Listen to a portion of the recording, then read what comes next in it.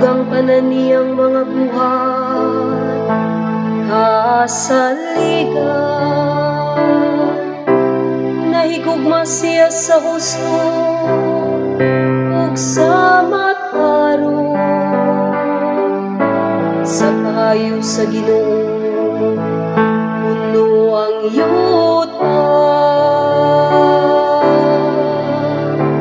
ang yuta puno sa kaayo sa Ginoo.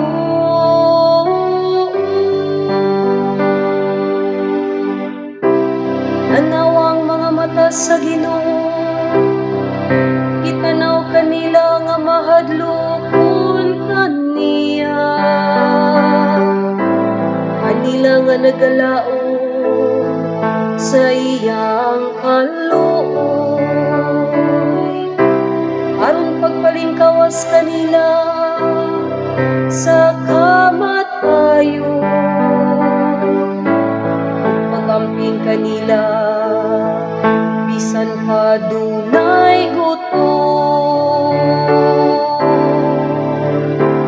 Ang yuta puno sa kaayo sa Ginoo.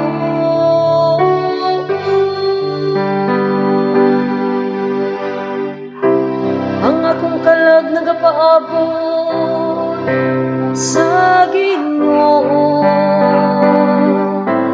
nga mao ang atong hinabang ug atong panalipod. Ang imong kaluoy, O Ginoo, maniya untag kanamo nga nagalaom kanimo. Ang yuta puno sa kaayo sa Ginoo.